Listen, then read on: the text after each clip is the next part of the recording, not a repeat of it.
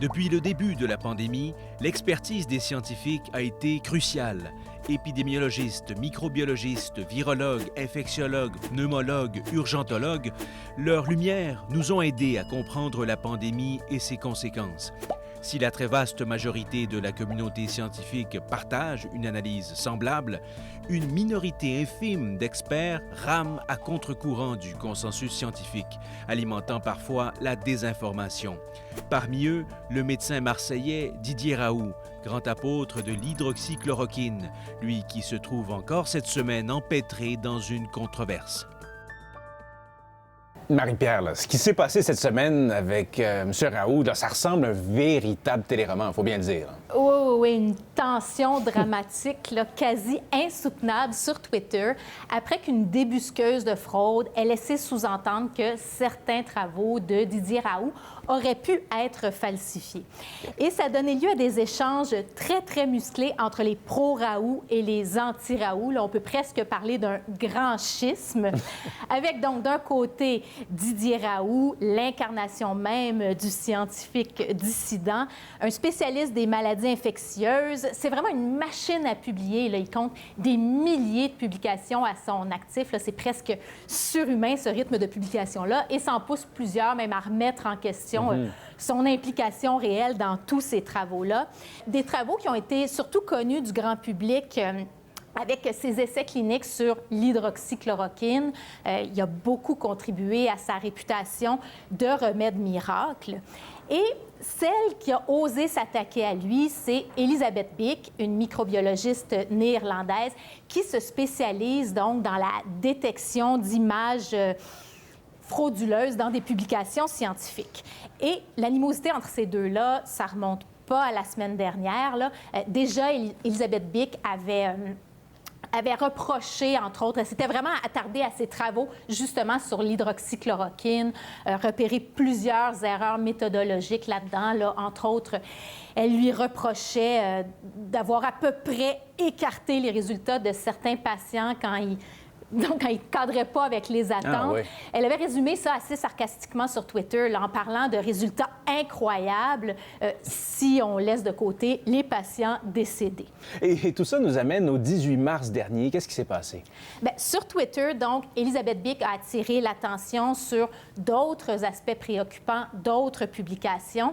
Là, à partir d'ici, on entre dans des considérations assez pointues, mais en gros, elle a comparé deux photos issues d'une publication. Une semblait être la copie conforme de la première, mais agrémentée de modifications.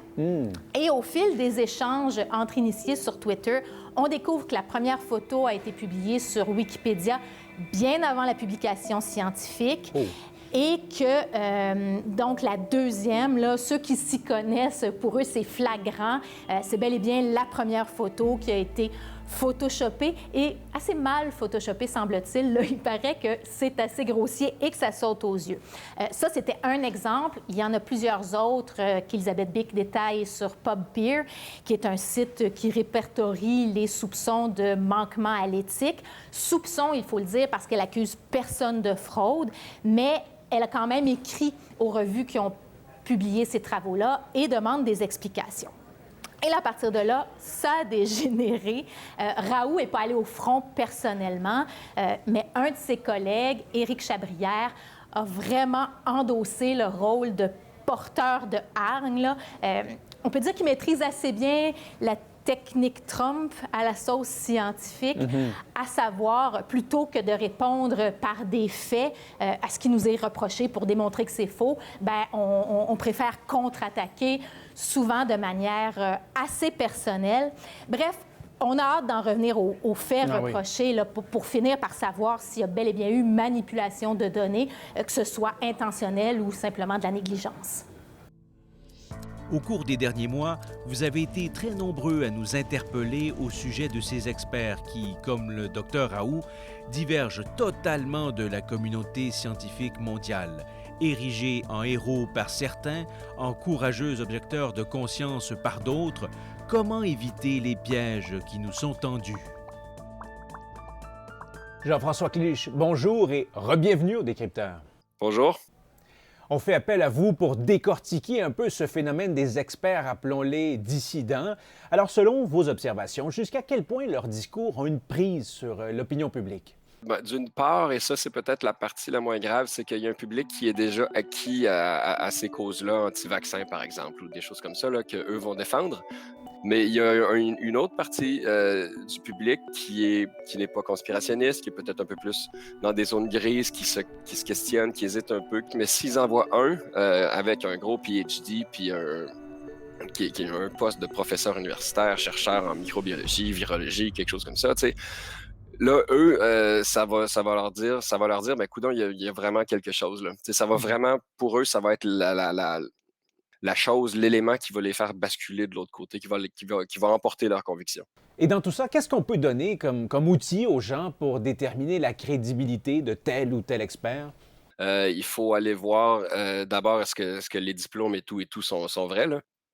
Une autre étape après, ce serait de comparer ce qu'eux disent avec ce que les autres scientifiques qui ont une expertise à peu près équivalente, ce qu'eux pensent.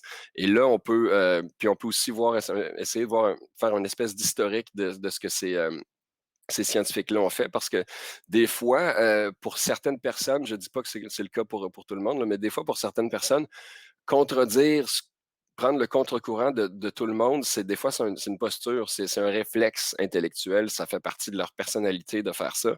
Ça donne une idée de la crédibilité de ces personnages-là. L'inconvénient, c'est que malheureusement, c'est une job de moine. Souvent, c'est une job de moine de faire ça. Et malheureusement, monsieur, madame, tout le monde n'ont pas toujours le temps de le faire. Les médias ne le font pas toujours, malheureusement, non plus. Là, on donne des tribunes, des fois, des gens qui racontent un peu n'importe quoi.